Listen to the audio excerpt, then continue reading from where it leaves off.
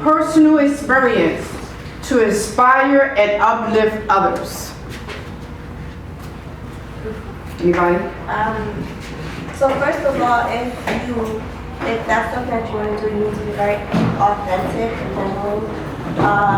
We can't go around spreading, telling stories that aren't true or are not the whole truth. Because that's just not, you're not being honest. And when a lot of people out here are following lies or half-truths. So you want people to resonate with the truth. Are you talking about Donald Trump? No, I'm just joking. Sorry, I'm just joking. I'm just saying No, I know. that a lot of people, they don't want to hear the truth. They just listen to the lies. So for my spiritual self, and I go to church, my pastor always talks about itchy ears. So I don't know if you guys know what itchy ears are when you're just hearing stuff and you're not absorbing the substance of it. So you need to listen to who's talking, what are they talking about, right? How do they live? You can actually see the way that when people are speaking, what life do they live? Do they live what they talk about? So we have to be very careful what we're listening to, and we also have to be very careful what we're saying, right? Because we do have people that are watching us.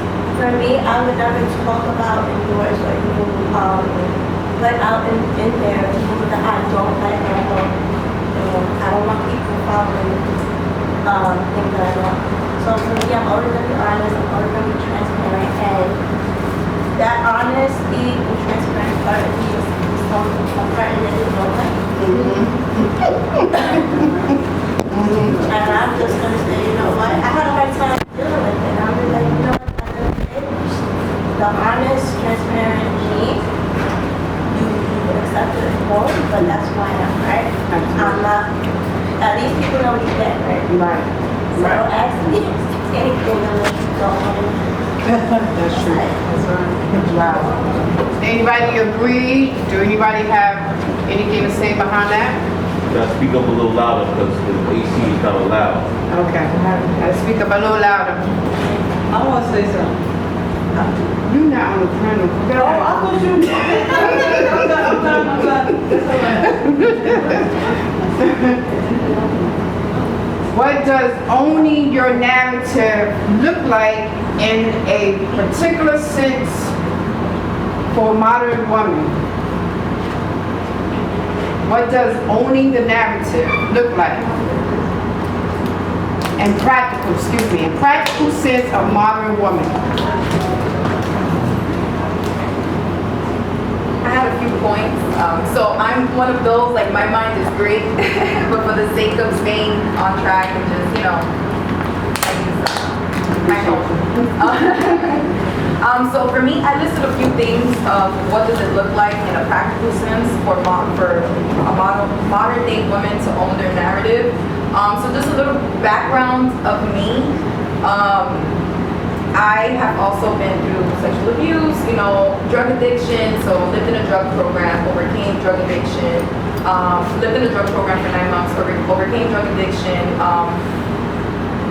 miscarriages, toxic relationships, verbal abuse. I think I abused myself a little bit more than the abuse I received, but mental abuse. I grew up feeling very neglected at home. I think in a Caribbean household, parents show you they love you by what they get you, not necessarily by validating your emotions. So for me, I didn't feel validated or seen.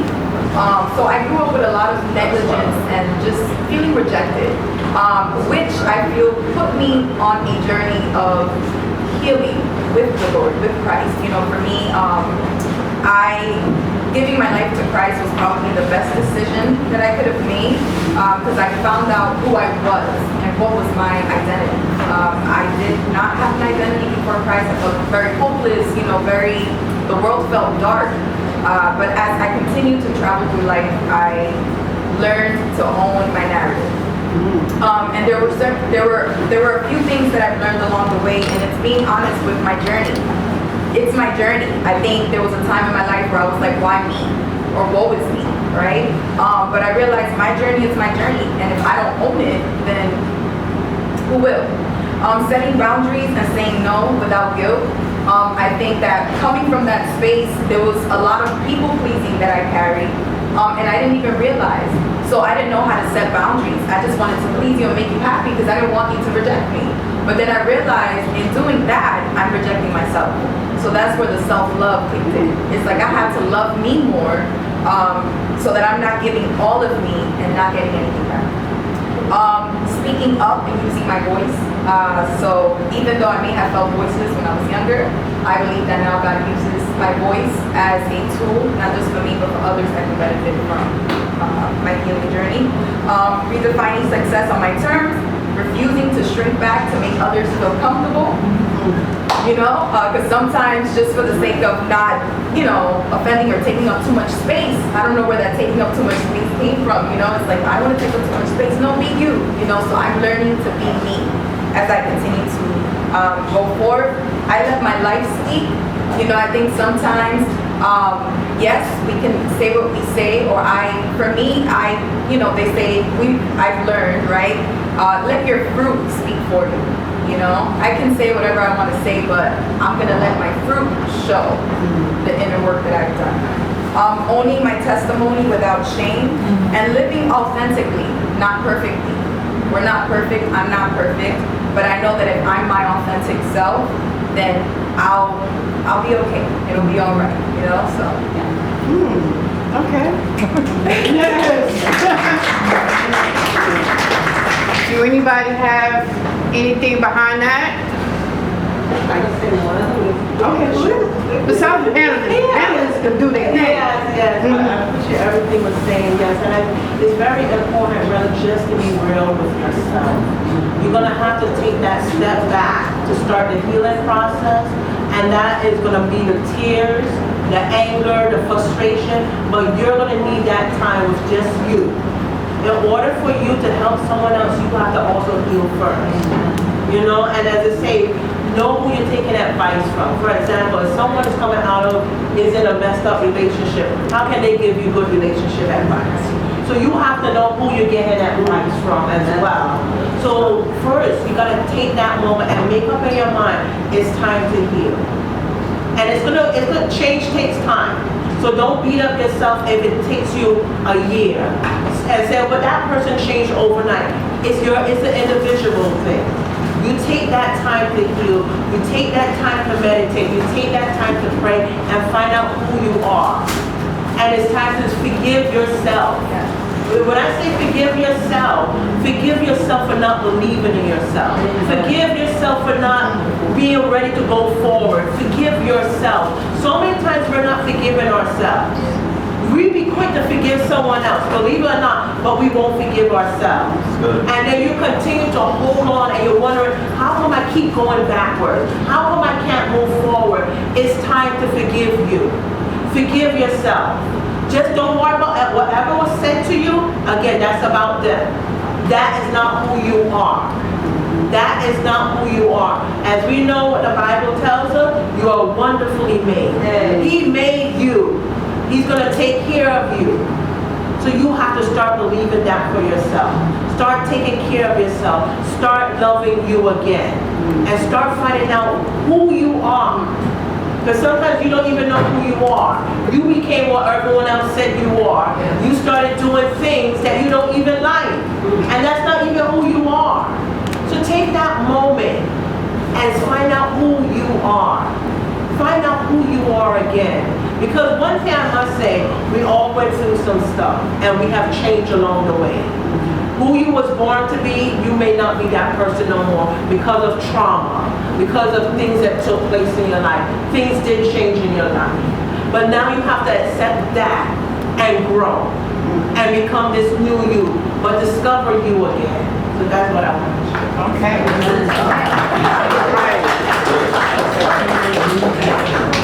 Anybody else? Yes. So for me, the most important thing is access and cutting off. I think somebody said it earlier, cutting off access to people. I used to be that person that anytime someone asked for something, I would be like, oh, I got it. And I had to realize that, number one, I just always want to help people. Number two, do you have something you want to need something? No. So Having month access has been one of the best things that I've done. So a lot of people don't have access to it, and it's for a reason. I don't get anything out of it. What do we do? Like you didn't use to realize, what do we do? I grew and I'm in this space and you're still in the same space because I was moving. So for me, it's showing up and saying, you know what, you no longer serve me. There's no longer serve me. And I go to the people I was serving, they're not serving. That's it. That's a fact. I definitely enjoyed your feedback because that makes a lot of sense. We are people pleasers. My professor at school told me I was a people pleaser and I was mad with her. But I had to realize I am. And I had to stop or slow it down. I don't want to stop completely, but I want to slow it down. I can't be there for everybody. Can't. The way my knees and stuff be. Woo. So, how can women overcome fear or shame and embrace their autistic stories? Me? Give it back. So when you talk about fear and shame, I would say that it's a bad gift to us. They put their fear because they can't do what they're afraid to do is mental that you can. They put their shame. So whatever it is that people feel, they want to put that on you. So for me, it's just like I didn't ask you for that, you have a bad guy. So I started with people like that. And sometimes, most of the times for me, when people give their opinions, I usually say, if I want your opinion, I'll give it to you. Because people, sometimes we're not asking for you. I'm not asking you, is it okay if I do this? I'm going to do it anyway. The way that you feel is my business, right? So for me, it's just like letting people know off the bat without you saying, no, I don't like that shit. Anybody else? Okay. I would say recognize fear as a liar, not a protector.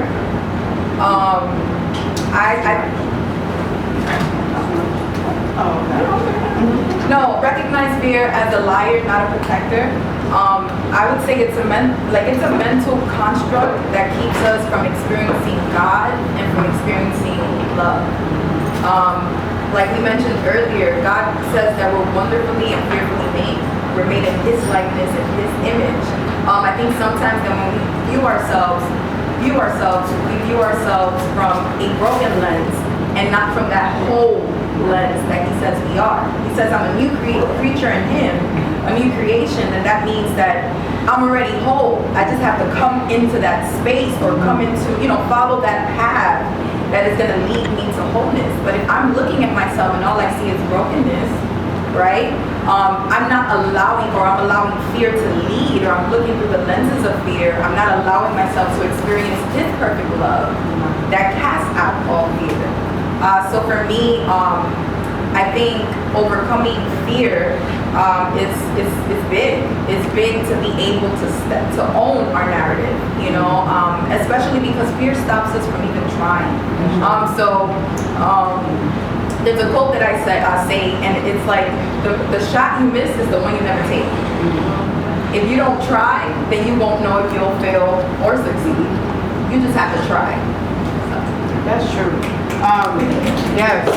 So, real quick, that makes a lot of sense, and I really enjoyed us having that conversation on fear, because my mom, she was one of those parents that probably never left and got up on a plane, never traveled.